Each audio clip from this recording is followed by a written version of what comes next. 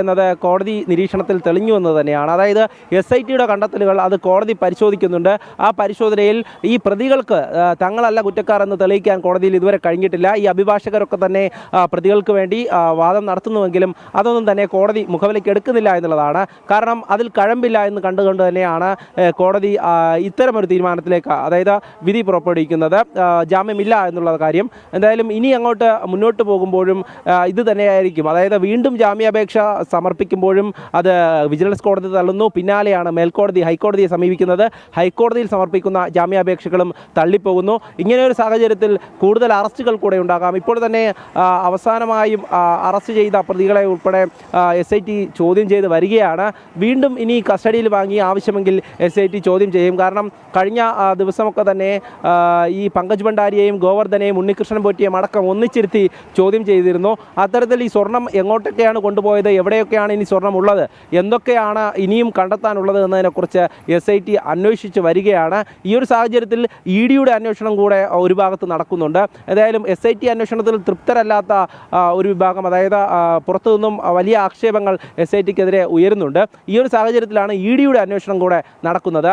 എന്തായാലും വരും ദിവസങ്ങളിൽ മന്ത്രിമാരിലേക്ക് അടക്കം ഈ അന്വേഷണം എത്തണമെന്നുള്ളത് തന്നെയാണ് ഉയരുന്ന ആവശ്യം. കാരണം കുറ്റം ചെയ്ത ഭൂരിഭാഗം പേരും, അതായത് ഈ ഉന്നതരായിട്ടുള്ള ആളുകളൊക്കെ ഇപ്പോൾ പുറത്ത് നടക്കുകയാണ്. അവരെ ചോദ്യം ചെയ്തുവെങ്കിലും മറ്റ് നടപടികളിലേക്കൊന്നും SIT കടന്നിട്ടില്ല എന്നുള്ള ഒരു ആക്ഷേപമാണ് ഉയരുന്നത്. അത്തരത്തിൽ ഈ അറസ്റ്റിലായവരുടെ മൊഴി കൃത്യമായി രേഖപ്പെടുത്തി അതിൻ്റെ അടിസ്ഥാനത്തിൽ അന്വേഷണം നടത്തുകയാണെങ്കിൽ മന്ത്രിമാരടക്കം കുടുങ്ങുമെന്നുള്ളത് തന്നെയാണ്. എന്തായാലും ഇനി വരുന്ന ദിവസമെങ്കിലും അത് അത്തരത്തിലൊരു നടപടിയിലേക്ക് SIT നീങ്ങുമോ എന്നുള്ളത് നോക്കിക്കാണേണ്ടതുണ്ട്. ശരി, ശബരിമല സ്വർണ്ണ കവർച്ച കേസിൽ ദേവസ്വം മുൻ പ്രസിഡന്റ് A. പത്മകുമാറിന് ജാമ്യമില്ല. ദ്വാരപാലക ശില്പക്കേസിൽ പത്മകുമാർ സമർപ്പിച്ച ജാമ്യാപേക്ഷ കൊല്ലം വിജിലൻസ് കോടതി തള്ളി. വിവരങ്ങൾ നൽകുകയായിരുന്നു M. മനോജ്. ശബരിമല സ്വർണ്ണ കവർച്ച കേസിൽ അന്വേഷണം വീണ്ടും ഉന്നതങ്ങളിലേക്ക്. കേസെടുക്കാൻ EDക്ക് കേന്ദ്രാനുമതി ലഭിച്ചു. സ്വർണ്ണ കവർച്ചയിൽ SITയുടെ കണ്ടെത്തലുകളും ഉന്നതരിലേക്കുള്ള അന്വേഷണത്തിന് വഴിവെക്കുന്നതാണ്.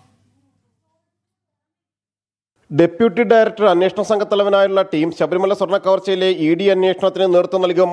കൊച്ചി സോണൽ അഡീഷണൽ ഡയറക്ടർ മേൽനോട്ടം വഹിക്കും.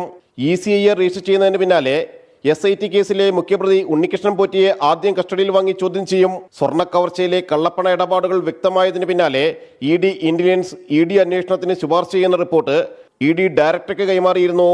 മുൻ ദേവസ്വം മന്ത്രി കടകംപള്ളി സുരേന്ദ്രന്റെ മൊഴിയും രേഖപ്പെടുത്തും. ശബരിമലയിൽ വൻ കൊള്ളയ്ക്കാണ് ലക്ഷ്യമിട്ടിരുന്നതെന്നും ശ്രീകോവിലിന്റെ മറ്റു സ്വർണ്ണപ്പാളികൾ കവരാൻ പദ്ധതി ഇട്ടിരുന്നുവെന്നുമുള്ള SIT റിപ്പോർട്ട് വിശദമായ അന്വേഷണത്തിന് വഴി തുറക്കുന്നതാണ്. മുൻ Devaswom board president A. Padmakumar എല്ലാം ചെയ്തത് കരുതിക്കൂട്ടിയാണെന്നും SIT റിപ്പോർട്ട് ചെയ്തിട്ടുണ്ട്.